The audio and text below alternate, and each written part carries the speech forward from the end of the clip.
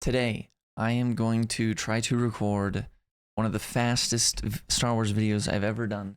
Today, we're going to be talking about some of the strongest things that you can do in Set 7. We don't have all of Set 7 yet, and a lot of these cards, as you can see, this Jedi Consular here, are going to be from older sets, but they're going to be all post-rotation minded.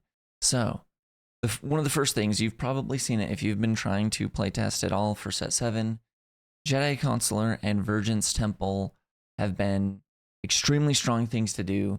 Playing something that costs 5 or less on turn 2, or even just a blue leader, is crazy. It spirals the game out of control. A Queen Amidala, even a Typho, or the new Lando Sentinel. Jedi Consular is crazy. This is definitely going to be one of the strongest things to be doing in Set 7.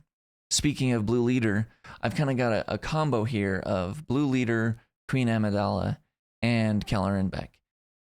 No surprise, these have been some of the strongest cards to be playing in Set 6, and I think that's going to continue. Green Heroism is still going to be very strong, and Blue Leader might be just the best card in the game. It's so good, and they're not going to stop being good. So, on to the next one.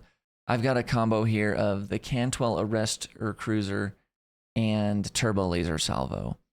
Now, there's some bias here because I played a Piet blue deck to some strong results, and being able to play specifically in Piet the Arrestor Cruiser the turn before you would play Turbo Laser Salvo is very strong. Against most decks, their ground arena doesn't have more than 6 HP, so the 6 power from the Cantwell, or even, using an invisible hand, is going to allow you to Turbo Laser Salvo on the next turn.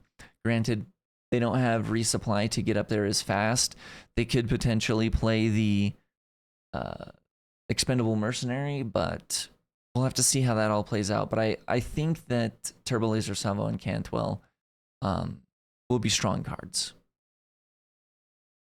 Next, you saw him on the thumbnail, Max Rebo. This is also just a wild card, and, I've only played with it a little bit, and I think that it will probably take some time, but getting an extra regroup phase, especially if you're going to be able to play this on a turn where you're going to your opponent's leader would flip sooner than yours, but because you play Max Rebo, they flip at the same time as yours. I predict that will probably be the strongest way to use Max Rebo. Possibly even in Krennic, where you can kill off Max Rebo to stop it when you feel like you need to stop it. Or, even in Saw Gerrera, you could do the same thing, send him off to have him not be on the board anymore. Still, of course, needs to be tested, but quite strong. Now, next is Aggressive Negotiations, and I really do think that Aggressive Negotiations, and I'm just going to be a little bit of a hot take here. I think this card might get banned before the end of the year. It's very, very strong, and to the point where there are a certain amount of decks that if you don't have a Sentinel in both arenas, or if you can't kill units in both arenas, this card just gets the game to a point where you're going to die.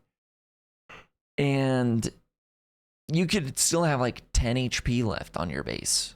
You could have 12 HP left on your base, even more. And if you can't kill both arenas, you just die to this card. And part of that is thanks to Dead Ramiro.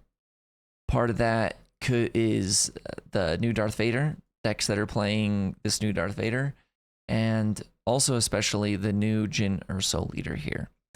All of these cards doing stuff that either draws you cards or enhances the amount of damage that you could be doing with Aggressive Negotiations.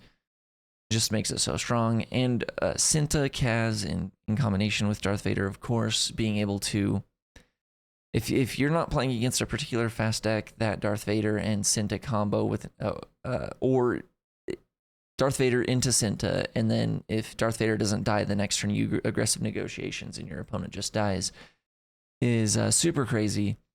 In regards to Jyn Erso, the Hammerhead being able to do 7 damage to something on the 6 resource, which is how much HP a lot of leaders have at that point, is crazy. And then following it up with an aggressive negotiations, I think that all of those things there are very strong things to be doing in set 7. Now, no surprise, single reactor ignition, the new super laser blast. This, particularly in combination with following it up with a Persecutor starship, is just very strong. I've place tested this a bit, particularly in an Aura Sing deck, and the Persecutor has been quite strong. And there's a very nifty curve, 8 into 9. And also, of course, if you're a credit deck, if you have any way of generating credits, being able to play single reactor ignition on 7 or 6, very strong, very strong. Especially against aggressive decks where you haven't been able to kill too many of their units and they flip their leader on 5, and then on 6 you can just single reactor ignition. I think all of these are going to be quite strong in set 7. Something that is also currently in the meta, Faith in Your Friends, drawing a card and making 2 spy tokens basically for free. I think this is going to continue to be strong. We got to see it in one of the dev live streams where they played a Cunning Hera deck, and yeah, Faith in Your Friends with Hera allowing you to get 2 units on the board, and now you can just start spiraling, being able to play units, keep at least 2 units on the board every turn, and then you can just play whatever heroism units you want. Very strong indeed. Now, we'll have to see to the extent of how strong the new Kallus leader is, being able to ignore aspect penalties. But I think he's already worth looking into just for the fact that you can play Keller and Beck for 8, because that's basically a home 1. And it doesn't need heroism units in your discard pile or in your deck. Kelleran just discounts whatever's in your deck by 3. So I think by default, there's going to be something worth looking into with Agent Kallus being able to play blue villainy, but also getting to play Kelleran Beck. That looks very strong to me. No glory, only results. Now, since I concepted this video, we have seen some more removal. The Lost and... what is that card called? Lost and Forgotten, yeah. So we do have some removal that Heroism can use, but no glory, only results is still going to be one of the best and strongest things to do. Also, one of the only things that deals with Chewbacca on a ship. Of course, the Tree Remembers also can deal with Chewbacca, but only if they put it on a ship that costs 3 or less. Speaking of putting stuff on ships that cost 3 or less, I think that the Luke pilot is going to be very strong because he doesn't get destroyed by upgrade removal, and that's the main way you deal with pilots. But you're going to need to single reactor ignition, whatever Luke's on, or what? Or you're going to hope that they put him on a ship that only costs 3 or less, and then you can use the Tree Remembers. Luke pilot also looking to be very strong. Really quickly, Director Krennic, looking pretty solid, looking pretty okay. But there's, obviously, as you've probably seen, in combination with Legacy Run, any other when defeated effects have been pretty solid. The Expendable Mercenary works really good with Director Krennic. And then the last 2 that are super quick, because I'm going to try to end this video and get this uploaded. Mother Talzin, obviously looking quite strong, has insane stats on the unit side and strong effect. But yeah, the new Stranger card in yellow, looking really good. Being able to kill 5/6s, 6/7s, 4/5s, 3/4s. There are 3/5s and 2/4s that are common units that it can't kill, but for the most part, going to be able to deal with those things and leave a solid power unit behind, looking very strong. All right, that we did it. This is one of the fastest videos I've done, but it's still 10 minutes.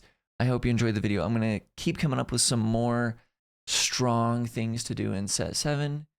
And we almost have all the cards revealed. So I'll go through some of my favorites as well in a video soon.